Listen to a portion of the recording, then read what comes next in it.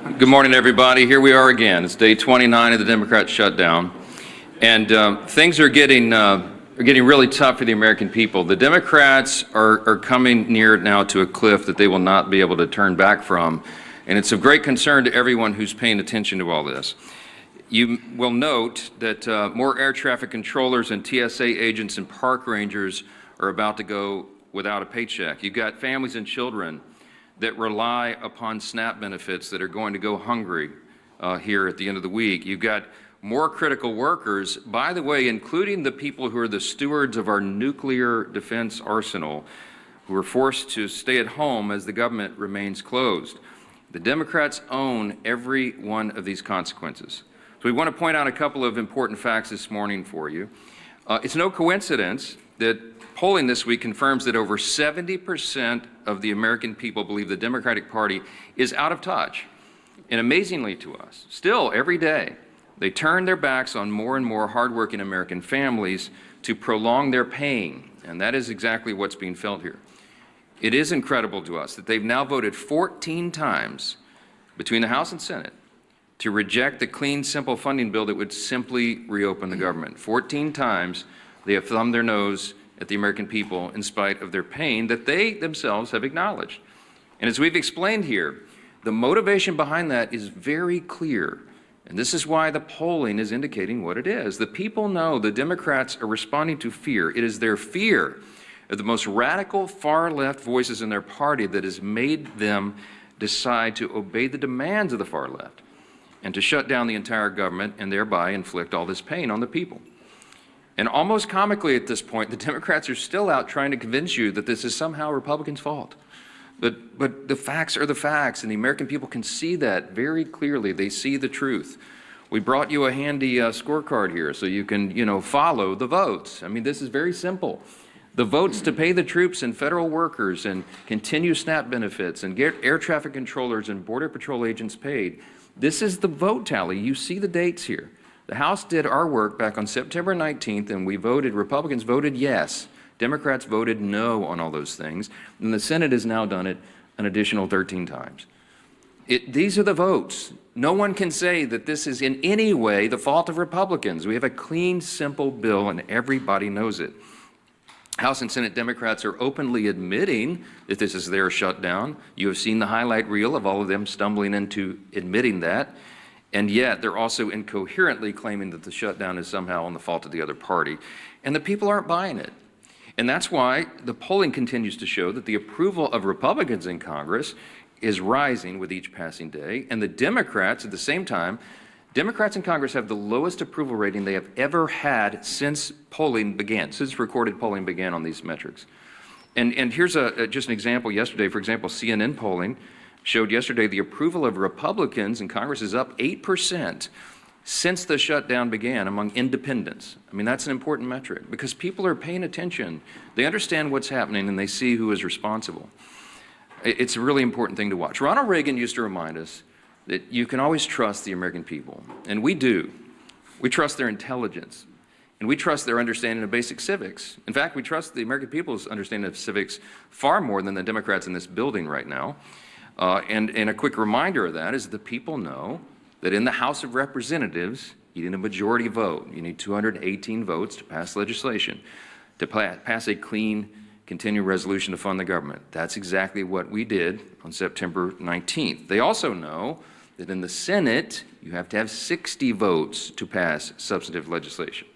And we've only got 53 Republican seats. That means we need, by the math, at least 7 Democrats to join us to reopen the government.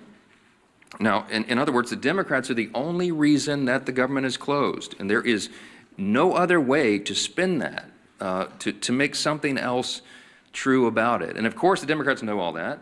We've seen their party leaders, and we've now made their phrases and their comments famous here every morning. Chuck Schumer, Whip Catherine Clark in the House. They've openly admitted that they're using the pain of the American people as their leverage. Why? To show to their base that they're fighting. And they're counting on the American people not noticing all this. And that's the very reason why we have to come in here every morning and relay the simple truths. I mean, somebody handed me this as I was walking in here. Yesterday, according to the Media Research Center study, by a 2.5 to 1 margin, the Capitol Hill press corps has tweeted more about the House calendar during the shutdown than the negative consequences of the Democrat shutdown, than the troubles that we have, the hardships that are being experienced because of the troop pay and WIC funding and flights grounded and SNAP funding. You guys are writing more about the House calendar than the real pain that's being inflicted on the American people, and that's why we have to come in and relay the simple facts. Now, there's a misguided strategy that the Democrats are pursuing right now, and it reveals two important things that can't be glossed over. Number one, it shows they have no cards to play except to try to blame the other team, which is ridiculous, and it shows how little they think of the American people. They had a rally a couple weeks ago. They tried to portray President Trump as a king, and we pointed out, again, the obvious truth. If the president was a king, then the government would be open. He's been trying to do that. And low-income families would be getting the food assistance that they need by Saturday. Republicans cannot wave a wand and reopen the government on our own. We must have a handful of centrist Democrats in the Senate do the right thing. And any Democrat suggesting otherwise knows exactly what they're doing, and they insult the intelligence of the American people. And by the way, every reporter in this room when they do that. Unlike Democrats, Republicans have nothing to twist or spin. We are just simply here relaying the simple facts and the truth. And the American people are responding to that. And that's why the polling indicates that they trust us more than the other side, because we are the ones here telling you the truth. We have nothing to hide. They are trying to obscure the facts. And by the way, the biggest unions are beginning to say the same thing. On Monday, the largest union of federal workers, the American Federation of Government Employees, came out, as you saw, and publicly urged Democrats to join Republicans and pass the House's short-term funding bill. The union president said, quote, "A strong America requires a functioning government, one that pays its bills, honors its commitments, and treats its workforce with respect by paying them on time." Amen to that. Of course, we agree. But it wasn't just the AFGE. You had the same commentary, the same plea by the National Association of Air Traffic Controllers, the Coalition of Airline Pilots Associations, the NetJets Association of Shared Aircraft Pilots, the Allied Pilots Association, the Southwest Airlines Pilots Association, the leader of the Teamsters, and the New York Steamfitters Union. They're all coming out. These are the constituencies that the Democrats claim that they support, and that's why the unions came on side of the Republicans in the last election. They've had enough of this nonsense, and they've all called on Senate Democrats to end this shameful shutdown. And it is a shame. The Democrats need to be publicly prodded by their millions of hardworking Americans to just simply do the most basic function of their jobs. A rational person would read the pleas of the federal workers and conclude that it is time to end the charade and turn the lights back on. But the Democrats are not rational right now, and they've deliberately ignored the plight of all these federal workers around the country.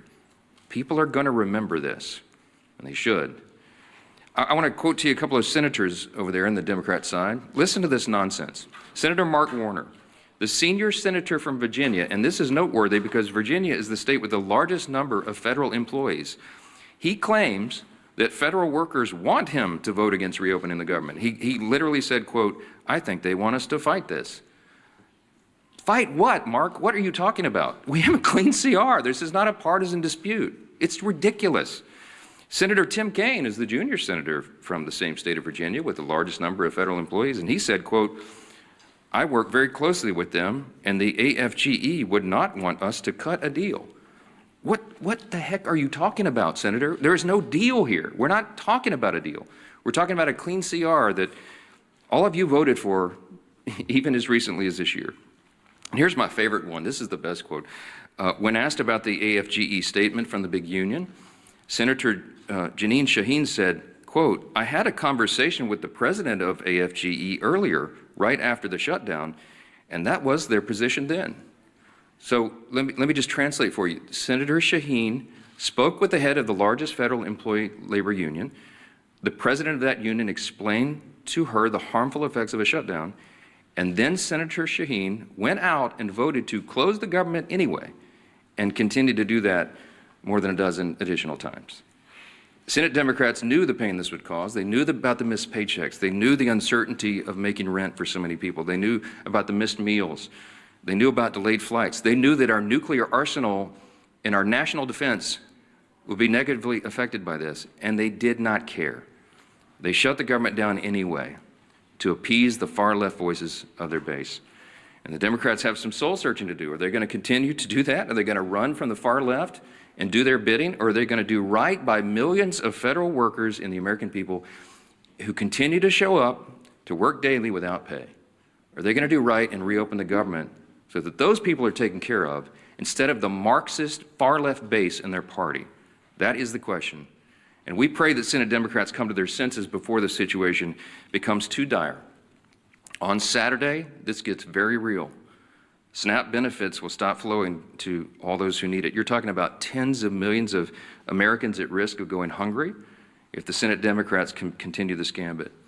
Instead of taking a simple vote to fund the government, which Senate Democrats have now had more than a dozen opportunities to do, Democrat attorneys general are suing the federal government to try to compel SNAP benefits to flow despite the government being closed and despite the fact that there is no money to do that.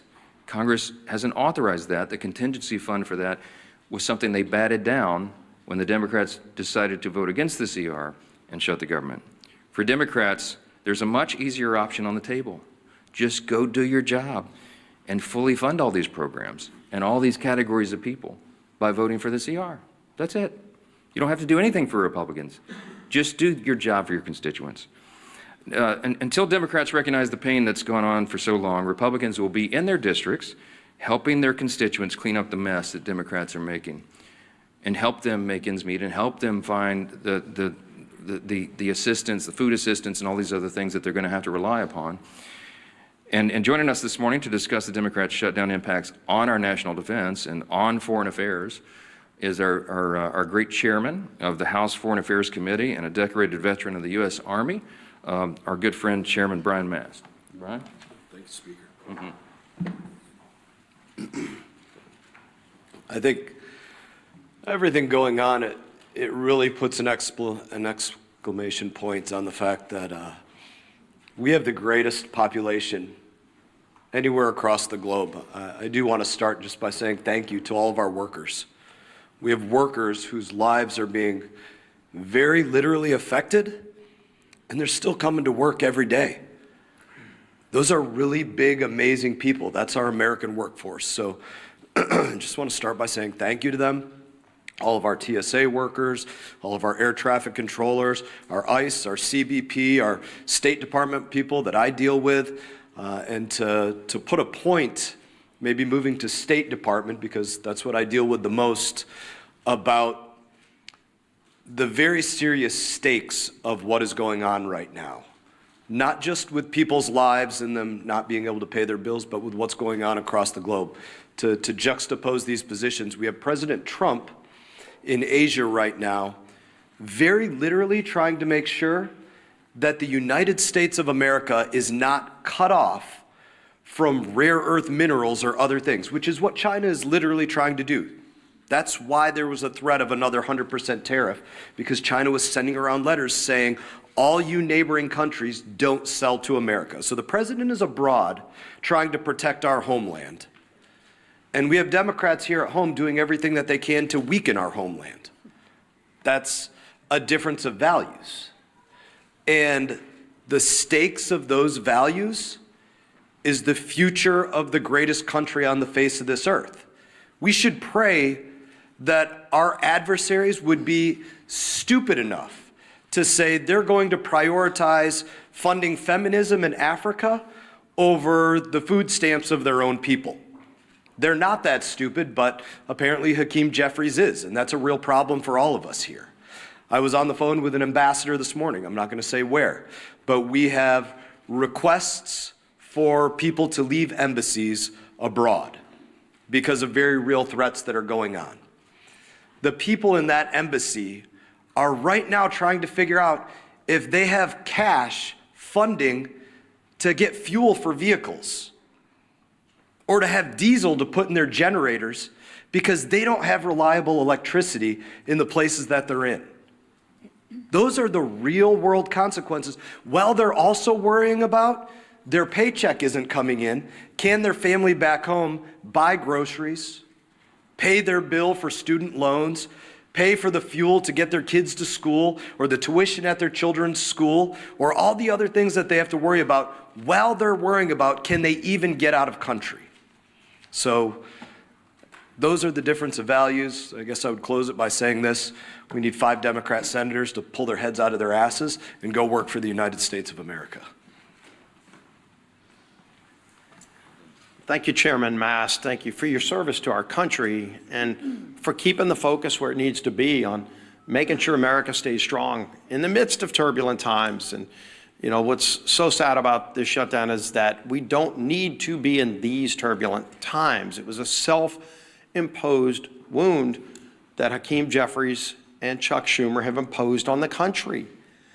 And if you look over this last month of the shutdown, you've seen Democrats literally playing a Dr. Jekyll and Mr. Hyde game with the American people. On one hand, they'll try to say, it's not us, it's the Republicans. Gee whiz, as the speaker talked about, oh, they control the House, Senate, and White House, when they know that they are the ones that are shutting the government down. And then on the other hand, Mr. Jekyll's side, they're saying that they know that they're causing pain on the American people. They admit that there is suffering, but they're doing it for leverage. So you can't have it both ways, Chuck Schumer. You can't wake up one day and say you're going to try to blame it on the Republicans, and then on the next day, you're trying to say that, gee whiz, we know that we're causing these problems. They're admitting they're causing suffering on people, but they're doing it for leverage. And they can't even explain what that leverage is, because they just need to show their radical base that they're having a fight with Donald Trump. It's all it's been about from the beginning. You really want to know who's calling the shots in the Democrat Party? You saw it on the stage this past weekend. Bernie and AOC on the stage with the new leader of the Democrat Party, Mandami. Maybe Chuck Schumer's waiting for Mandami to let him know when he can open the government back up again. But families can't wait, because the real suffering is going to begin. It's already been happening, but it really hits home this weekend when SNAP benefits run out. And they know that. But I'm going to go through some of the lies, the myths, the things that they say when they know better. Chuck Schumer just yesterday said, quote, Republicans are in charge of the White House, the Senate, and the House, but they're refusing to do their job. Now, Chuck Schumer's been in Congress since the 1980s. And he knows that every day he's been there, there's been a requirement that you need not 51, not a majority like we need in the House. He was in the House where you did need a majority, and then he went over to the Senate where it's always been a requirement that you need a supermajority. And in fact, when they changed the rules, it's not a standard or a custom, it's an actual Senate rule that you need 60 votes. The rule used to be higher. And in 1975, many of you might have thought Chuck Schumer voted for that rule. He came in just a few years after. In 1975 is when they lowered the threshold to 60 votes. It used to actually be a higher standard in the rules. And so every day Chuck Schumer's been in Congress, it always took more than a simple majority, in fact, 60 votes to pass these kinds of bills through the Senate. And he knows that. So you'd ask, well, why is he trying to lie and mislead the American people? When he makes a statement like that, he knows he's trying to mislead the American people. And yet on other days, he does admit he knows he's causing suffering, but he's doing it for leverage. And so this game back and forth is what the American people are sick and tired of. Hakeem Jeffries, quote, we didn't view the current bill as anything other than a partisan Republican spending bill. He knows good and well that it was a clean CR. If Democrats still to this day don't know the difference between a clean CR and partisan bills, did they stop reading the bills? Because they used to vote for these bills. Just since 2017, go look at the facts. Speaker likes talking about the facts. Facts are important here. Since 2017, 30 different CRs, 30 times CRs have moved to keep the government open. And do you know 29 of the previous times Chuck Schumer's voted yes. 29. This 30th time is the only time Chuck Schumer has voted no. And of course, you'd say, well, then what's changed if he's voted? 29 out of 29 times before this, he voted for clean CRs. What's changed? This is a clean CR. What's changed is the Democrat Party has changed. Mondami is now running the party. That party has changed. But the American people still have the same needs. The American people, again, the clean CR doesn't solve our differences. We still have big differences that we need to go negotiate, but let's just do it while the lights are on without the American people being held hostage. And of course, the final myth that's been out there for the beginning of this whole shutdown that we've debunked many times, that it's, quote, a total effing lie, that was Chuck Schumer's word, I think he actually used the word itself, that Democrats support free taxpayer-funded health care, free legals. That was Schumer saying that. And then, of course, when you read his alternative bill, his list of hostage demands, the $1.5 trillion spending bill, it includes in it a provision that repeals the verification we put in that says illegals can't get free health care. And CBO, not us, CBO said that would cost $200 billion in taxpayer health care benefits going to illegals. They know that. Of course they know it. And so why would they want to try to mislead the American people by over and over again making those statements? So here you can see it. Time and time again, the SNAP benefits comment the speaker talked about. They were warned in early October that 42 million people could be at risk in just weeks of losing their SNAP benefits if they didn't open the government. They knew that. And they want to play this game of chicken, this Jekyll and Hyde, one day trying to blame everybody but themselves, and then the other day taking ownership and admitting they're causing suffering, but they want to do it for leverage. You can't have it both ways. And more importantly, the American people are feeling the suffering. And this weekend, that suffering gets worse. And we have voted over and over again to prevent the suffering. It's not necessary. It shouldn't happen. And there's a way to avoid it. All they need to do is today, just 5 Senate Democrats need to get courage and say, we're not going to take our orders from Mondami or whoever else it is that are calling the shots over there. We're going to do the right thing and open this government back up so we can get into that negotiation over all of our differences, which are many, but just don't hold the American people hostage while that goes on. That'll bring up our whip. Tom Emmer.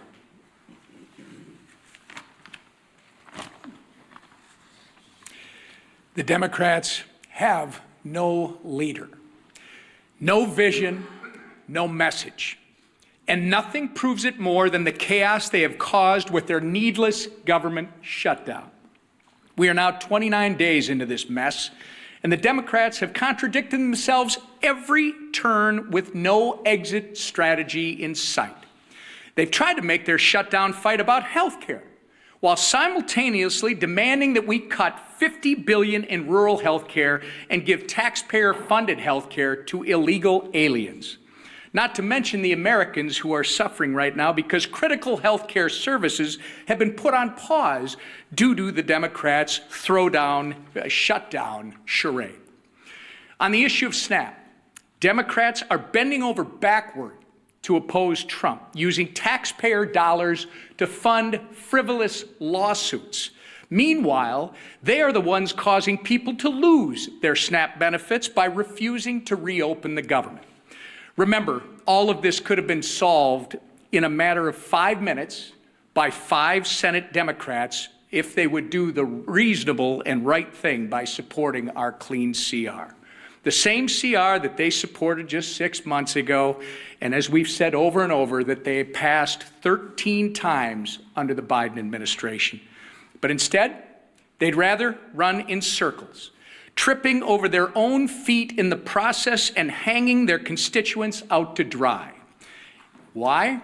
In order to attain political leverage and score points with the radical Mamdani and Omar Fata, supporting that, by the way, for those of you that don't know, is the Mamdani of the Midwest, Omar Fata, supporting that wing of their party. Take it from the party who essentially wrote the government shutdown playbook. It doesn't work. Shutdowns achieve nothing but hurt everyone. So enough with the political games. Pass our clean CR and let's reopen the government for the people that you were elected to serve.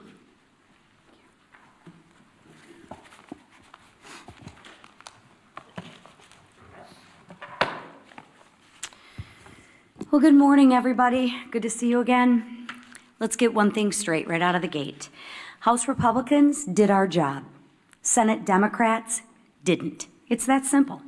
More than 1 month ago, under the leadership of Speaker Mike Johnson, the House passed responsible legislation to keep our government, your government, open.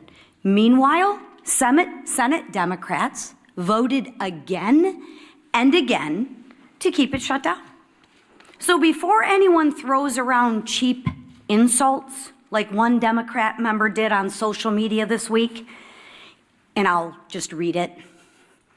Lazy Mike Johnson has made himself irrelevant and pointless. You know, I always find that funny. When you can't beat us on the issues, what do children do? They personalize it. And that's exactly what this member is doing. He can't beat us on the issues, so he wants to attack our leader, who has done a remarkable job, and personalize it. We're not in 6th grade anymore, but maybe for some people they are in 6th grade. But let's remember the facts. Republicans acted, the Democrats stalled. Mike Johnson has shown leadership, discipline, and focus. And what's lazy, I'll share with you what's lazy, is Democrats refusing to do their job and blaming everyone else for the problems in which they created. Because what Democrats are doing is wrong.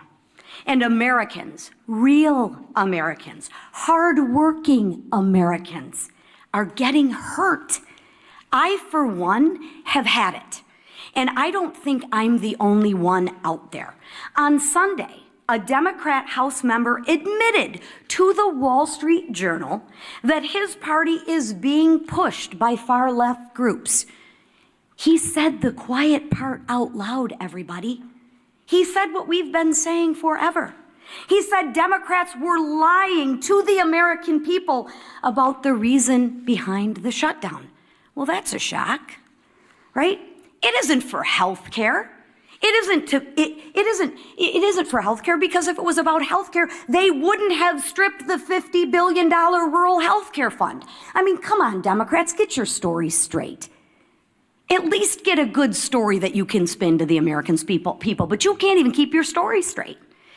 Listen, what the speaker said, Ronald Reagan was right. Trust the American people. And you know what? I'll say it again. When the facts aren't on your side, you have to personalize it and you have to lie.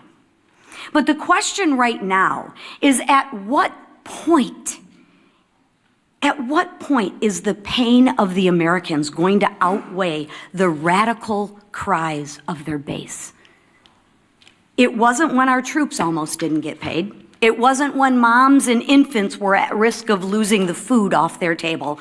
It wasn't when flights across the nation got canceled because air traffic controllers and TSA agents didn't get paid. No. When that happened, Democrats said, every day gets better for them. Really? Maybe because they're getting paid while the people who they represent are not. That's what they said. They said pain for the American people was their best leverage. They said maybe it was uncomfortable, but it was worth it to them. Really?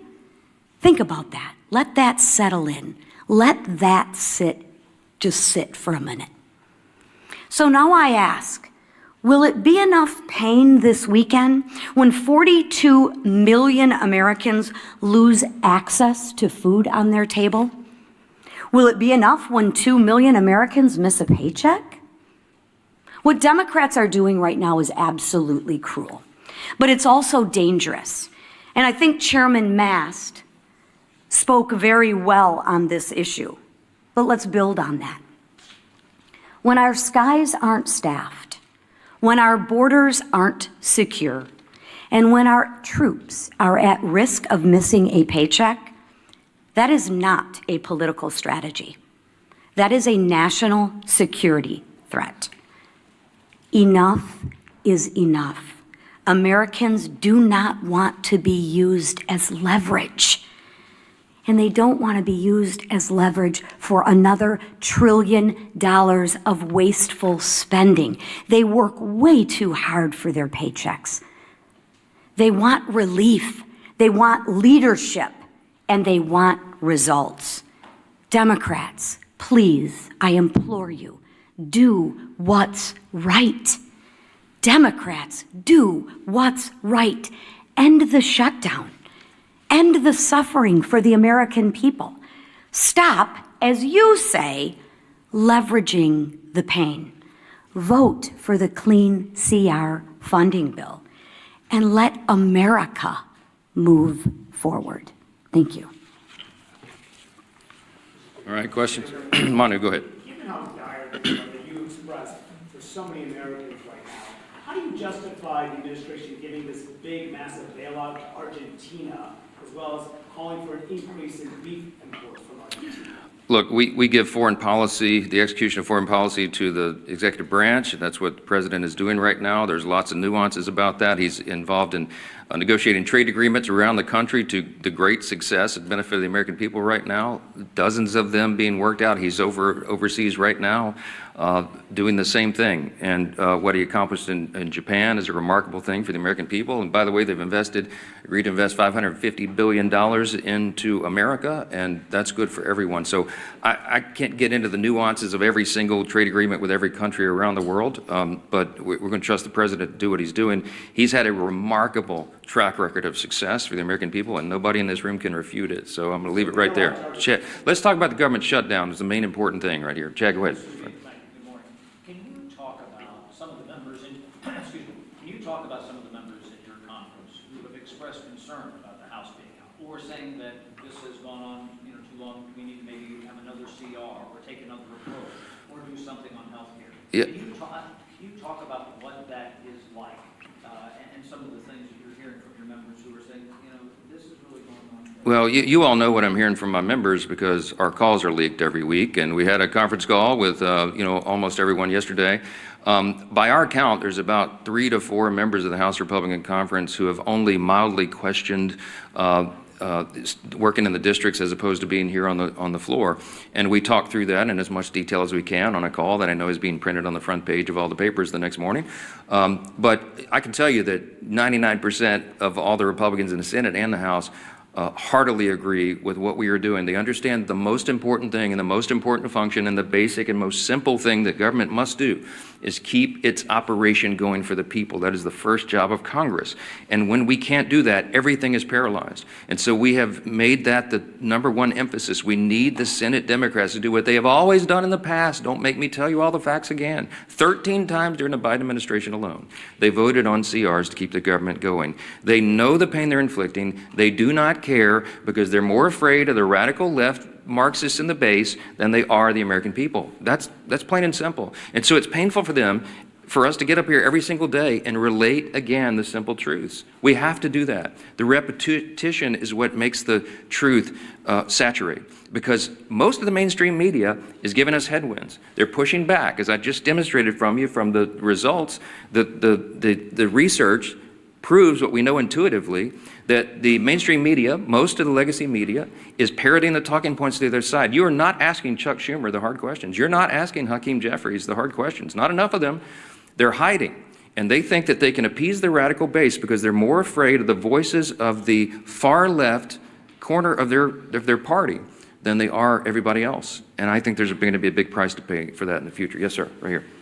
Religion News Service has tracked 5 different instances in the last few weeks. DHS or ICE agents apparently, or the sort of support, shooting Christian clergy with pepper bullets, pepper rounds, and rubber bullets. There was viral video of a Presbyterian minister being hit in the head with pepper rounds, and just last week, a UCC minister was shot directly in the face with a pepper round by a DHS agent that left his face bloody. I know that you've advocated for religious freedom in the past and celebrated the president's decision to pardon anti-abortion demonstrators. Do you share the concern of these clergy? This is a religious freedom issue that's emerging between the administration and the clergy. I can't comment on any of those instances. I haven't seen or heard any of those videos, so I'm not going to comment. But I would say, hold on, wait a minute. Let me answer you. Hold on. Thank you. You asked the question.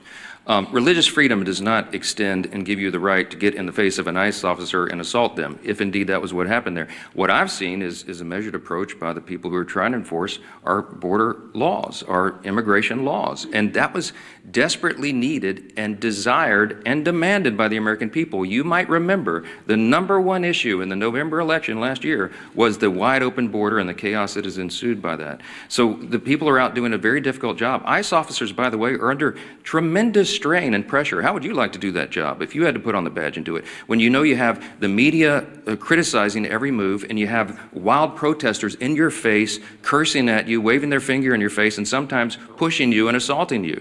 Okay, it's a dangerous, risky job. Thank the Lord that there are people who are willing to do that difficult job, to put on the badge and show that kind of courage. We should be on the side of law enforcement, and anybody who's trying to disrupt those operations, they need to be handled the right way. Now, look, all of us want the law to be enforced. We are the rule of law party. Chaos is not an American virtue. The rule of law, but you have to have order and you have to have peace and you have to have some people who are brave enough to put on the uniform and go ensure that. So get out of their face and let them do their job. That's what I would say. Down here, yes, ma'am. Thank you, Speaker. We're getting closer to the November 21st deadline for the CR that you guys passed. We're almost 3 weeks away from that. Is it time to bring the House back to pass a new CR with a new date? Is fewer than 3 weeks enough time to finish appropriation? Wouldn't that be a futile exercise when we have a CR that's been sitting over there since September 19th? If I brought the House back and we passed another CR, it would meet the exact same fate of Chuck Schumer. He would mock it, they would spike it, and they would try to blame it on us. So what would be the point of that? We're all concerned about the timing. The Democrats are eating up the clock. We have very important work to do here, and that's why we're pleading with them, not Chuck Schumer. Look, I think Chuck Schumer and Hakeem Jeffries are irredeemable at this point. I don't think they'll be able to tell Mondami in New York and his disciples that they voted to open the government. I've given up on the leadership. So we're trying to appeal to a handful of moderates or centrists who care more about the American people and will put the people's interest over their own and do the right thing in the Senate. I mean, there's no point in me sitting down with Chuck Schumer. He's painted himself into a corner. I get all that. Mondami it looks like he's going to win and be the mayor of New York City, and Hakeem Jeffries came out and endorsed him. That's all you need to know. Hakeem Jeffries is terrified that Mondami, one of his disciples, is going to challenge him in his own seat in the election next fall. You've already seen that rumored. Some of you have reported on it. So he had to do it. He had to endorse socialism. He had to endorse Marxism. This dangerous ideology that has taken over the Democrat Party, that is what is motivating them. So it doesn't matter what we do in the House. It doesn't matter what we pass. We have to get a handful of moderates over there who care about America to do the right thing. We need at least 7 Democrats. It takes 60 votes in the Senate to pass it. This is not the Republicans. This fault is squarely on the shoulders of the Democrats, and they are the ones causing you the pain, and don't ever let them forget it. Thank you. Thank you.